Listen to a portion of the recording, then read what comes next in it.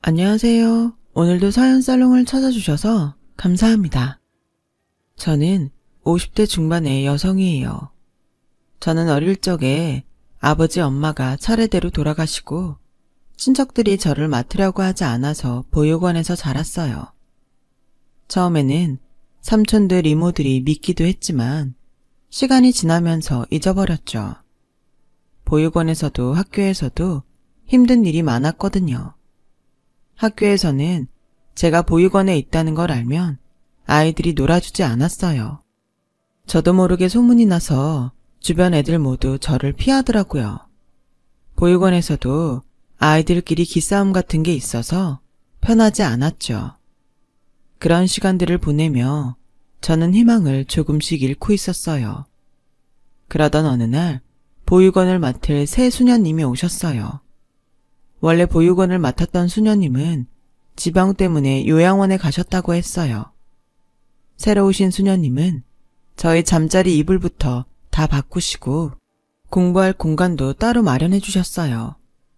얘들아, 니네가 지금도 잘하고 있지만 좀 더 규칙적으로 공부를 하면 훨씬 좋을 것 같아. 그러니까 여기 수녀님이 적어준 순서대로 공부방을 이용하는 거야. 알았지? 수녀님은 우리가 공부하는 데에 신경을 많이 써주셨고 먼저 책 읽는 모습을 보여주셨어요. 저와 다른 아이들도 덩달아 같이 공부하고 책을 읽게 됐죠. 그 후로 저는 학교에서 소외를 당하고 외로우면 책을 붙잡게 됐어요. 그랬더니 성적이 점점 올랐고 고아라고 무시하던 애들도 저를 보는 눈빛이 달라졌어요. 중학교 때는 반에서 5등 안에 꼭꼭 들었고 선생님들은 그런 제가 기특했는지 일부러 공부를 봐주기도 하셨어요. 고등학교 때는 반에서 10등 안의 성적을 유지했고요. 고등학교를 졸업하면 보육원을 나가야 됐기 때문에 고민이 많았어요. 할 수만 있으면 대학을 가고 싶었지만 지낼 곳을 찾기도 어려운데 불가능한 일 같았어요. 그때 수녀님이 성당에 다니는 공부방을 하시는 아주머니와 연결해 주셨어요. 아주머니는 제가 대학에 붙으면 공부방에서 지내게 된다고 했어요. 대신 아이들 가르치는 보조교사를 하는 조건이었죠. 저는 무조건 그렇게 하겠다고 했어요. 생각지도 못했던 방법이 생기니 공부하는 데에도 힘이 났어요. 수녀님, 정말 감사해요. 고등학교 졸업하면 어떡하나 걱정했는데 지낼 곳이 생겨서 이제 마음 편히 공부할 수 있을 것 같아요. 나한테 감사할 거 없어. 다 수연이 네가 열심히 하니까 다른 사람들도 잘 본 거지. 그러니까 공부 열심히 해서 대학 꼭 들어가. 저 진짜 열심히 할 거예요. 이렇게 절 도와주시는 분들 생각해서라도 힘을 내야죠. 잘할게요. 저는 그때부터 하루 4시간씩만 자면서 밥 먹는 시간에도 공부를 했어요. 그렇게 열심히 한 결과 원하던 대학의 영어교육과에 갈 수 있었어요. 보육원을 떠나던 날, 저는 수녀님을 잡고 펑펑 울었어요. 저는 수녀님 아니었으면 이런 날이 오지도 않았을 거예요. 너무 좋은데 막상 나가게 되니까 너무 섭섭해요. 보고 싶으면 언제든지 찾아오면 되는데 뭘 울어. 밥 잘 챙겨 먹고 너무 공부만 하지 말고 이제 놀기도 해. 알았지? 수녀님도 건강하세요. 그동안 정말 감사했습니다. 저 잘 돼서 꼭 인사하러 올게요. 라며 수녀님을 꼭 안아드리고서 보육원을 나왔어요. 공부방에서 처음 자던 날은 혼자 있는 게 낯설고 외로워서 계속 울었죠. 그래도 아주머니가 편하게 해주셔서 곧 적응할 수 있었어요. 학교를 다니느라 바빠지기도 했고요. 수업을 듣고 공부방에서 애들을 가르치면서 틈틈이 편의점 야간 알바도 했어요. 학교 공부도 잘해서 장학금을 타야 됐기 때문에 너무 피곤하고 힘들었어요. 그걸 본 아주머니는 제게 좋은 가외자리를 소개시켜 주셨어요. 이것저것 하느라 바쁘고 힘들 텐데 가외를 하면 그래도 편의점에서 일하는 것보다 나을 거야. 애들 둘 다 중학생이고 수학하고 영어 2과목 할 거니까 잘해봐. 감사합니다. 이렇게 제가 신세만 져서 어떡하죠? 그런 말 마라. 수연이 오고서 우리 공부방 애들 늘었잖아. 나도 애들 성적 많이 오르면 조금씩 수고비 떼줄게. 아주머니는 정말 성적 오른 애들의 수고비를 주셨고 저는 가회비와 그 돈으로 생활비도 하고 저금도 했어요. 조금씩이지만 매달 보육원에 돈도 보냈고요. 그렇게 바쁜 대학 4년을 마치고 저는 입시학원 영어 강사로 취직했어요. 교원 자격증도 땄지만 학교의 교사로 발령받기까지 좀 기다려야 되더라고요. 학교 선생이 되는 것보다 제 생활이 급했기 때문에 먼저 취직이 되는 일을 해야 했어요. 계속 공부방에서 지낼 수도 없는 노릇이었고요. 방 하나에 작은 주방에 딸린 방을 구해서 나름 이사를 했을 땐 그렇게 뿌듯할 수 없었어요. 본격적으로 학원 일을 하면서 보육원에 정기적으로 보내는 돈도 늘렸어요. 명절이면 아주머니도 찾아뵙고요. 수녀님은 은퇴하셔서 수녀원에 들어가셨기 때문에 1년에 한 번 정도밖에 뵐 수 없었어요. 그러다가 저는 학원에서 좋은 인연을 만나게 됐어요. 다른 학원에서 스카웃된 수학 강사였는데 첫눈에도 인상이 좋고 착해 보였어요. 실력도 있고 잘 가르치는데 학생들 질문에도 성의껏 대답해줘서 굉장히 평이 좋았어요. 저도 그 사람한테 호감을 느꼈죠. 제가 마지막 수업이 밤 11시에 끝나는 날이 있었는데 그 사람이 기다리고 있더라고요. 박수현 선생님, 저하고 야식 같이 드실래요? 제가 너무 배가 고픈데 혼자 먹으려니까 좀 그래서요. 생각 없으시면 그냥 옆에라도 있어주세요. 라는데 그 모습이 그렇게 순수해 보일 수가 없었어요. 저희는 그날 첫 만남을 시작으로 자연스럽게 사귀게 됐고 1년 정도 만남을 이어간 후에 그 사람이 저에게 청혼을 했어요. 나도 종호 씨하고 결혼하고 싶은데 내가 어떤 처진지 알잖아. 나 같은 며느리 시댁에서는 안 좋아할 것 같아서 걱정돼. 내가 말했잖아. 나도 친엄마 돌아가시고 새어머니라고. 여동생도 새어머니가 데려오셨고 나하고 별로 안 친해. 같이 산 지도 오래됐고 아버지도 돌아가신 지 좀 돼서 힘든 일 없을 거야. 내가 결혼한다고 하는데 새어머니가 뭐라고 하겠어? 그래도 어머니 입장에서는 며느리를 보는 건데 신경 쓰이실 거야. 아들이 또 있는 것도 아니고 종호 씨 하나인데 사돈 집안을 안 보겠어?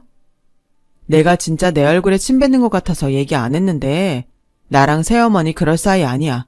그러니까 걱정 마. 라며 아주 깊은 얘기는 하지 않았는데 새어머니가 많이 차갑고 자기한테 관심이 별로 없다고 하더군요. 그래서 사이가 좋지 않겠거니 하고 인사를 갔는데 정말 쌀쌀만 따는 게 뭔지 알겠더라고요. 결혼까지 생각했으면 나에 대해 알고 있을 테니까 긴 말은 안 할게. 나한테 정 같은 거 바라지 마. 나도 그런 거 안 바랄게. 근데 할 도리는 하고 살아야 된다. 그래도 내가 그동안 종호 키워준 공은 있잖아. 내가 그 정도는 받을 자격 있어. 라고 당당하게 말하는데 그 사람 표정이 일그러지더라고요. 나중에 들으니 시어머니는 그 사람을 제대로 돌봐준 적이 없었대요. 항상 자기 딸만 챙겼고 딸한테는 온갖 비싼 거 다 해주면서도 그 사람한텐 용돈도 제대로 준 적이 없다는 거였어요. 다 지난 일이고 나한테 그런 건 괜찮지만 결혼해서 당신한테 그러면 나도 그땐 참지 않을 거야. 새어머니가 이상한 짓 하면 바로 나한테 말해. 라고 했지만 그 당시만 해도 저는 제가 남편하고 시어머니 사이를 편하게 해주면 좋을 것 같다는 순진한 생각을 하고 있었어요. 그래서 결혼 후 학원 다니느라 바쁘면서도 시어머니가 집에 불러 도우미처럼 부려먹는 것도 묵묵히 참았었죠. 시어머니는 학원으로 전화까지 해서 자기 친구 딸 결혼 부조금을 저한테 달라고 하더군요. 어머니, 그건 어머니 용돈에서 하시면 안 될까요? 제가 어머니 말씀하신 것보다 더 넉넉하게 드리잖아요. 용돈 드린 지 얼마 안 됐고요. 저도 계획이 있고 저희 생활비도 써야 해서요. 너 되게 웃긴다. 내가 50만 원을 달랬니? 100만 원을 달랬니? 그깟 10만 원을 더 준다고?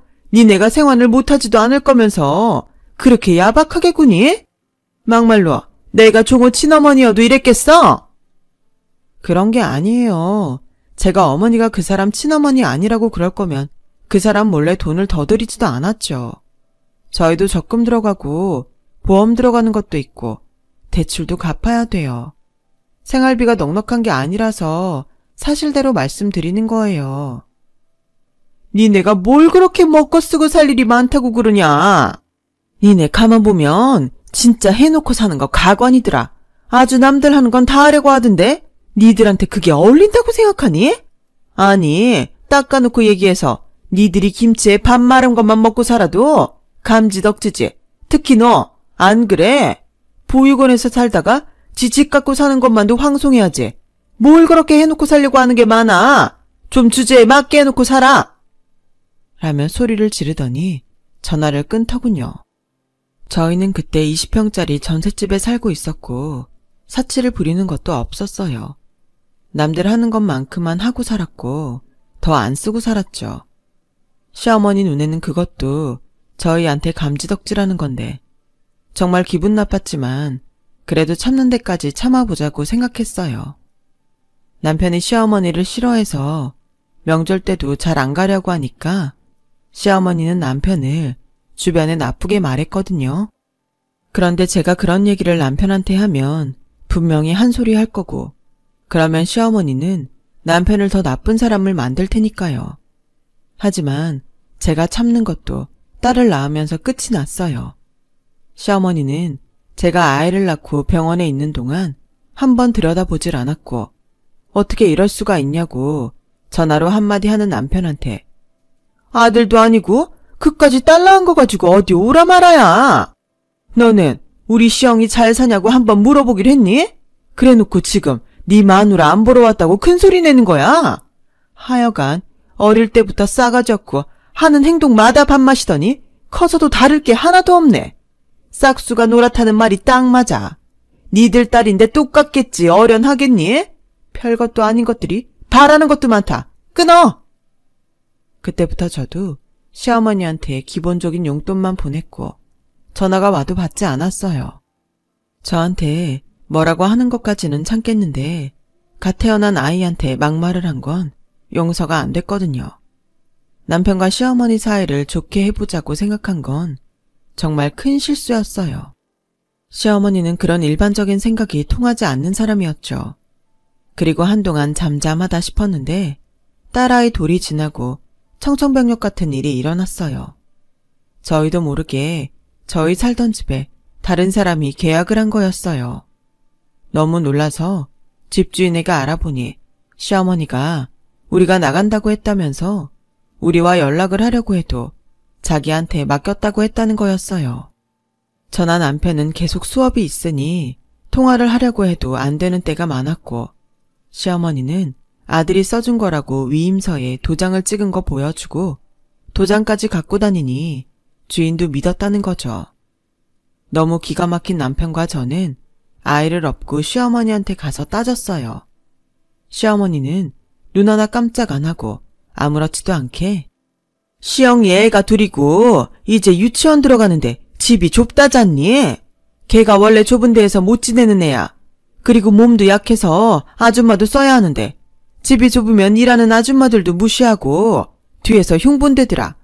그러니 더 넓은 집으로 이사 가야 되지 않겠어? 근데 그걸 왜 우리 전세를 빼서 해줘요?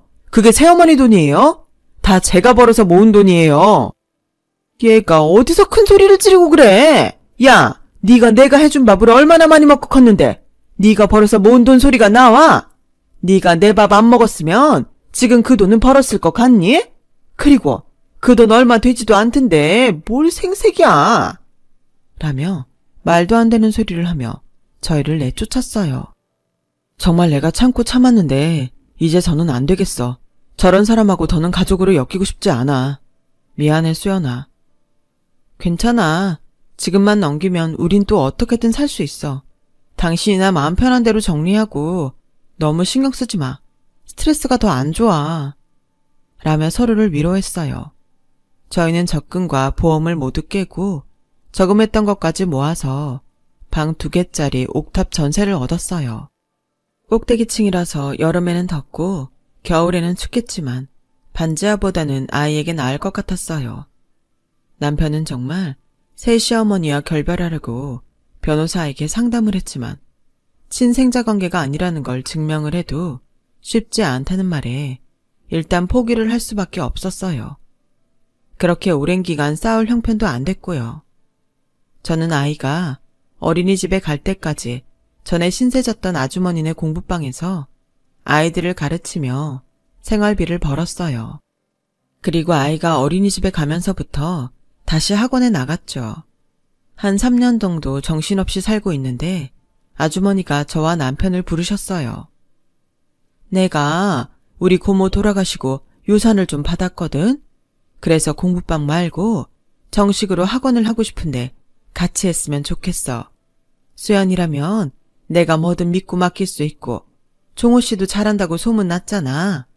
내가 이젠 가르치는 거 힘들고 관리나 하려고 해. 그러니까 우리 한번 같이 해보자. 응? 저와 남편은 고민 끝에 아주머니와 함께 하기로 했어요. 아무리 남편이 잘 가르치고 입소문이 좀 났다고는 해도 새로 여는 학원의 학생들이 얼마나 찾아올지 여러모로 위험도 있었지만 저희가 열심히 해서 잘만 되면 지금보다 수입도 훨씬 나을 것 같았어요. 물론 어려운 일은 다 각오했고요. 저희는 아주머니와 함께 학원을 시작했고 남편과 저는 전적으로 학원에 매달렸어요. 특히 남편은 새벽부터 밤 늦게까지 학원 홍보도 하고 강사들과 학생들 관리도 하고 교재도 꼼꼼히 살피면서 온 힘을 쏟았어요. 그렇게 열심히 한 결과 저희 학원은 6개월도 안 돼서 안정적이 되었고 동네뿐 아니라 다른 지역에서도 학생들이 다니기 시작했어요. 아주머니는 정말 좋아하셨고 덕분이라며 남편에게 부원장 직함을 줬어요. 이렇게 빨리 자리 잡을 줄 몰랐는데 이게 다 김종호 선생 덕분이야. 내가 직원도 더 뽑을 거니까 앞으로는 일도 나눠서 하고 좀 편하게 지내. 수연아, 너도 열심히 해줘서 정말 고마워. 네가 영어 잘 가르친다고 여기저기 소문 다 나서 내가 유압 시장만 가도 어깨가 으쓱해. 새로운 애들 성적이 올라야 학원 평판도 좋아질 텐데요. 지금까지 해온 거 까먹지 않게 더 열심히 잘할게요. 아우 됐어. 지금보다 뭘 더 어떻게 해. 여기 계속 다닌 애들 성적이 많이 올라서 그것만으로도 충분해. 다른 애들도 오를 거야. 두고 봐. 라고 하시며 저희에게 보너스도 두둑히 챙겨주셨어요. 저희는 강사를 뽑을 때 실력과 강의 능력을 굉장히 꼼꼼히 살펴봤고 그래서인지 학원 인기는 갈수록 더 높아졌어요. 주변에 학원들이 많아서 경쟁이 치열했는데도 저희 학원 학생 수가 다른 데보다 훨씬 많았죠. 그러면서 자연스럽게 저희 수입도 늘더라고요. 5년 후 번듯한 집으로 이사를 갔어요. 이사 가기 전날 유치원 다니는 딸과 남편과 함께 가족끼리 저녁 식사를 했죠. 시어머니한테 전세비를 강제로 빼앗기고 옥탑으로 왔을 땐 언제 집다운 집을 마련할지 눈앞이 캄캄했는데 이런 시간이 오니 마음이 벅차오르고 눈물이 났어요. 건강하게 잘 자라준 딸도 너무 고마웠고요.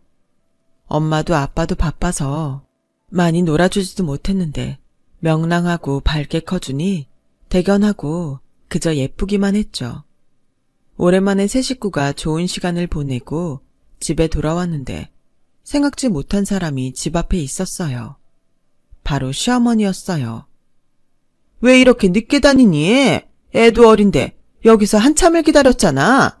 못 만나고 가나 싶었는데 다행이다. 라며 어제 본 것처럼 뻔뻔하게 말을 하자 남편은 금세 얼굴이 굳어서 상대도 안 하고 집으로 들어가 버렸어요. 저도 딸 손을 잡고 얼른 집으로 들어가려는데 시어머니가 제 팔을 덥석 잡았어요. 오랜만에 만났는데 인사도 안 할 거야? 지금 그냥 들어가 버리면 나 니네 학원 알아내서 거기도 쫓아갈 거야? 라는 말에 저는 딸을 먼저 들여보내고 시어머니와 집에서 좀 떨어진 데로 나왔어요.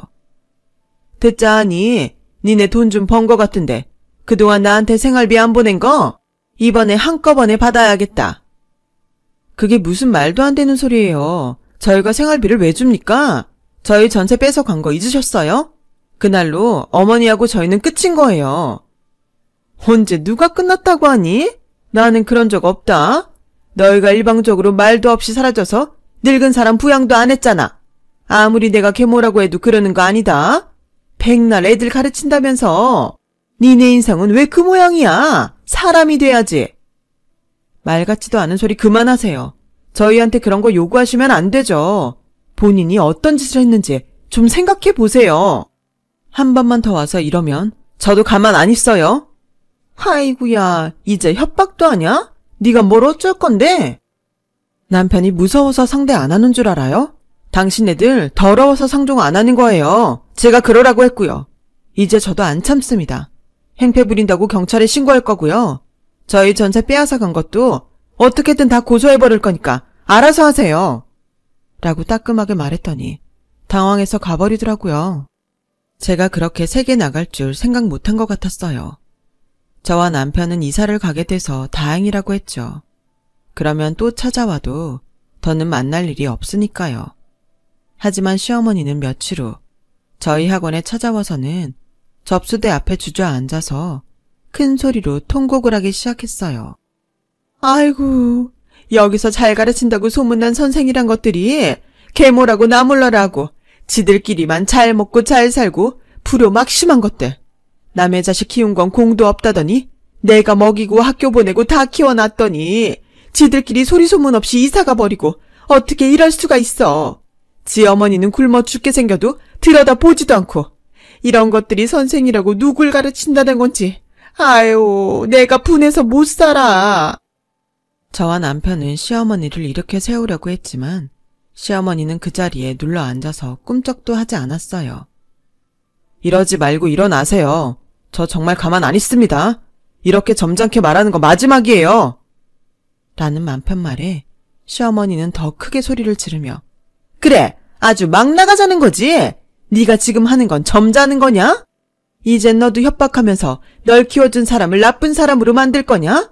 저번에 네 마누라가 날 협박하더니 너도 그새 배웠냐? 그래, 어디 해볼 테면 해봐. 라며 억지를 쓰는데 그때 아주머니가 제복경찰 2명과 나타나셔서 그래, 어디 해봅시다. 남의 일터에 와서 회방이나 하고 말이야. 이 할머니가 어디서 행패를 부려? 대기 얘들 집 몰래 전세 빼서 친딸 집 해준 거 모를 줄 알아? 당신이 얘들한테 뭘 해줬다고 그래? 그렇게 잘해줬다면서 왜 손녀 낳은 며느리 한 번도 보러 안 갔어? 내가 더 얘기해볼까? 어디서 부끄러운 것도 모르고 이러고 있어. 아유, 내가 억울해서 못 살아. 이것들이 이런 식으로 사람을 모함하고 있었네. 라며 억지를 부렸고 결국 경찰들이 붙잡아서 경찰서로 데려갔어요.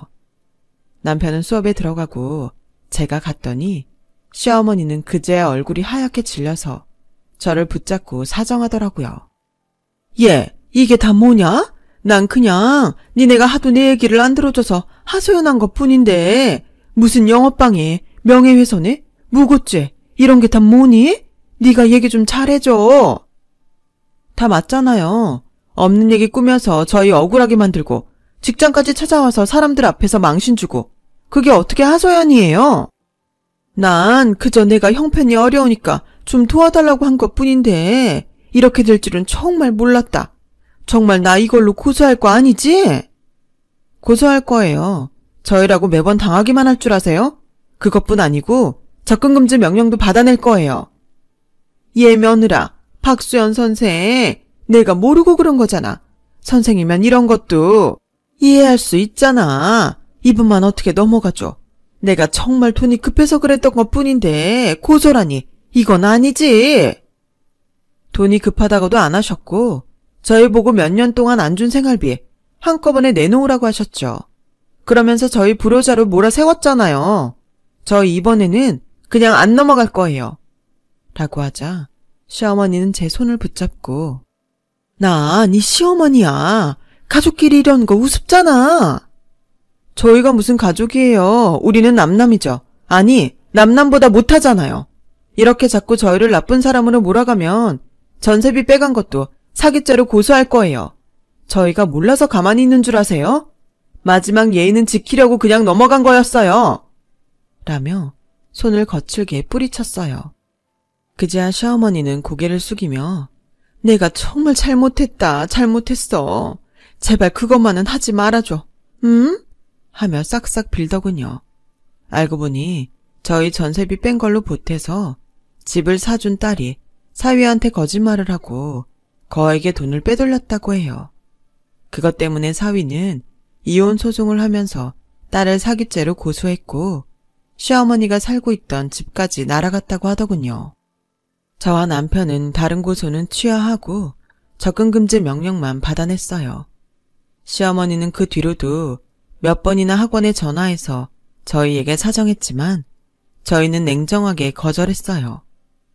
얼마 후 지인으로부터 시어머니가 딸하고 지방으로 내려갔다는 얘기를 들었고 그 후로는 연락이 끊겼어요.